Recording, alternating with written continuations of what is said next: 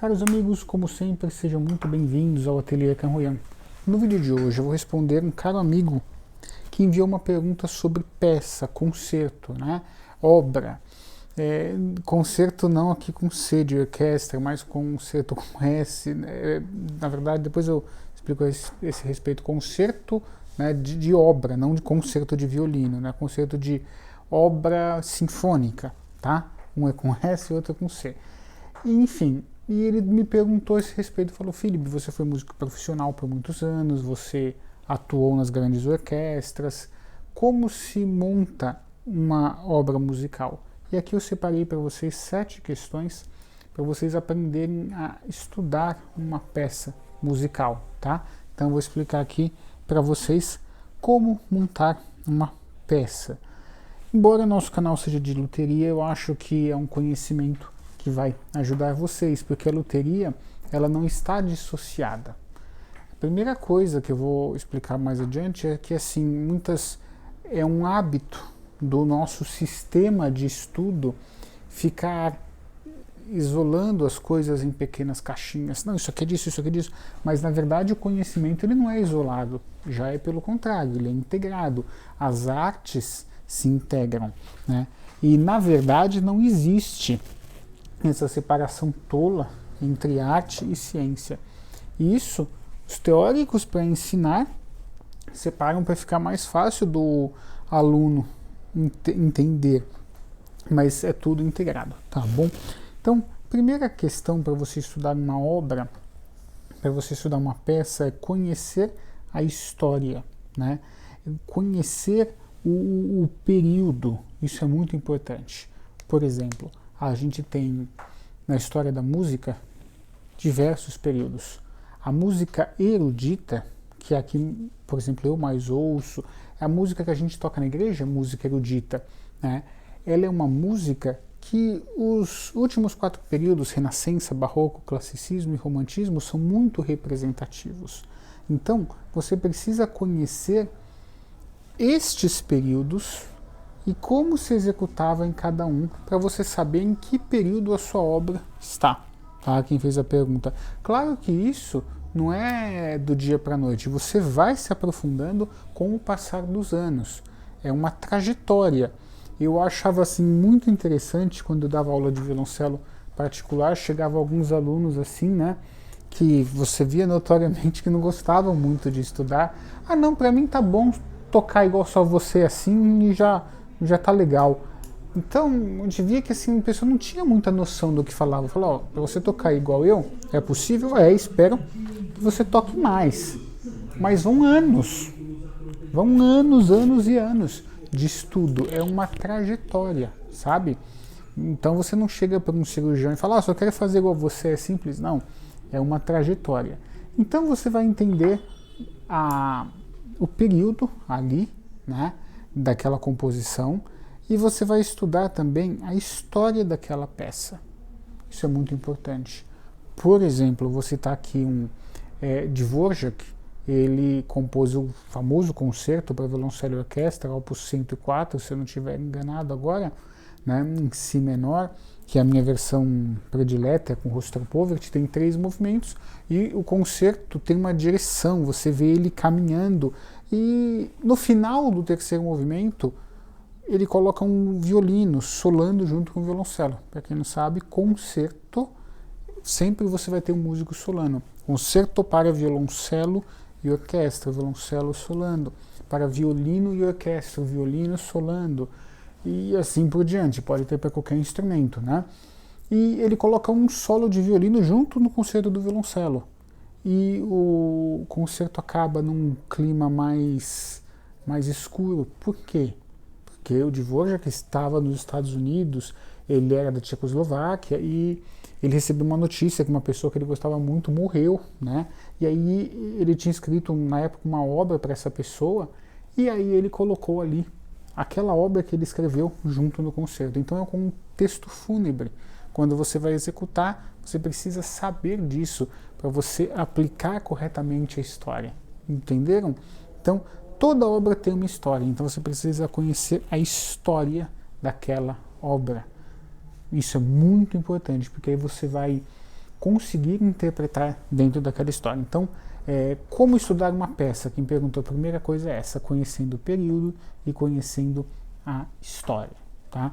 É muito importante. Por que o período? Porque no barroco se executava de um jeito, no classicismo de outro, no romantismo de outro. Eu já vi gente tocando peças muito bem e em masterclass é mais ou menos um grande mestre, um aluno muito avançado ou também já um mestre, tocando para esse grande mestre, com pessoas ali acompanhando para a correção que ele vai fazer, todos aproveitarem. É como se fosse uma aula em público, em outras palavras, né? E eu já vi pessoas falando, olha, você está tocando muito bem, mas você não tem adequação estilística, você está tocando classicismo igual barroco. Ou, na verdade, é mais comum tocar tudo igual romantismo, sempre tudo com muito vibrato, que não tinha no período barroco. O vibrato foi depois sendo mais tratado como um ornamento. Então hoje existem várias visões de como se faz isso, enfim, né? É muito importante conhecer o período. Felipe, como eu vou saber tudo isso? Seu professor vai te ajudar, tá bom? Segunda questão, aqui está o maior erro, né? Quem está começando normalmente estuda estudos pequenininhos, mas quando a gente lições pequenas, mas quando vão chegando os estudos um pouco maior, essa questão 2 é muito importante. Iniciar o estudo parte por parte. Não é ficar estudando a peça do começo ao fim. Isso não funciona, tá? Isso não funciona. Você vai isolar trechos, compassos, frases, e você vai tocar somente aquele trecho. Às vezes eu ficava meses estudando uma única frase, né? Estudar não é tão agradável quanto tocar. São coisas diferentes, né?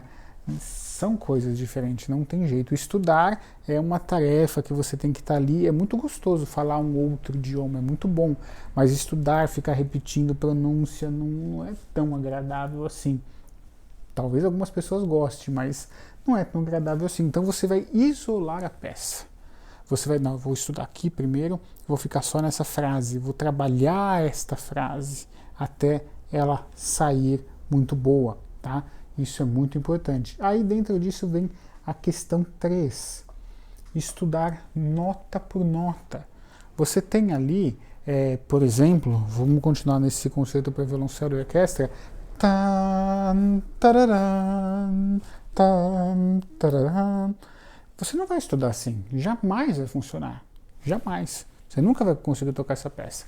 Você vai estudar nota por nota, sem vibrato, fazendo afinação. Claro que tudo isso quando você já estiver na peça, mas antes da peça vem os exercícios diários de escala, né?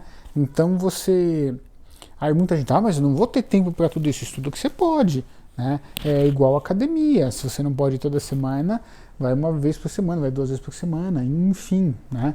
Monta uma rotina de estudos. Então, é muito importante você estudar nota por nota, porque às vezes é muito complexo e você não vai conseguir fazer do jeito que está ali. Então, estuda nota por nota e aí você vai criando variações. Você vai colocando ligaduras de 2 em 2 notas, 4 em 4, montando variações que não estão escritas ali, para te forçar a aumentar a repetição. Claro que existem várias maneiras de fazer isso, e às vezes existem músicos extremamente talentosos que depois de um tempo conseguem fazer de uma maneira mais geral, né? Tem tanta técnica que o que uma pessoa comum utilizaria 8 horas para preparar, ele prepara em 1 hora. Então, isso acontece também. E aí você vai criando variações, tá bom? E aí na quarta questão, na quarta etapa, você vai colocar o metrônomo. Percebeu? Então, tem gente que já começa estudando com metrônomo. Fala, mas pelo amor de Deus, você não sabe nem as notas, você está desafinando e você está somando problemas. O que nós vamos fazer aqui é, igual eu fiz alusão no começo, é isolar os problemas. Você vai trabalhar a afinação, aí você vai trabalhar ritmo, aí você vai trabalhar questão por questão isolada. Senão você nunca vai conseguir montar uma peça. se você não fizer isso. A repetição da peça inteira, sem mais sem menos, toca do começo ao fim, toca do começo ao fim, toca do começo ao fim, não funciona nesses instrumentos. Não adianta. Né? Podem acreditar, eu sei o que eu estou falando para vocês. Tá? Eu tenho assim certeza clara, categórica do que eu estou falando para vocês. Tá bom? Então, criou variações, aí você põe o metrônomo. Só que você vai colocar o metrônomo extremamente lento. Aqui vem uma dica de ouro. Você põe extremamente lento. Vai ficar até difícil de controlar o arco, mas esse é o objetivo. E aí você vai subindo o metrônomo degrauzinho por degrauzinho. Você nunca vai pôr de uma vez, porque você quer trabalhar todas as velocidades possíveis. Não tem jeito. Trabalhar uma peça é pintar um quadro, é fazer uma construção, é igual construir um instrumento, é escavada por escavada. Hoje, o pessoal vem com essa mentalidade de tudo instagramável, tal, é assim, é rápido, mas não. O estudo, se você não fizer etapa por etapa, você não vai conseguir tocar com êxito. Isso pode ser aplicado nos hinos. Então você vai deixando o metrônomo rápido, aos poucos, até chegar à velocidade que a obra foi escrita. E aí você vai fazer o seguinte, você vai continuar deixando mais rápido para você conseguir tocar mais rápido do que está escrito e depois você vem e deixa na velocidade. Ou seja, você vai estudar mais lento e mais rápido para você ter margem de segurança, entendeu?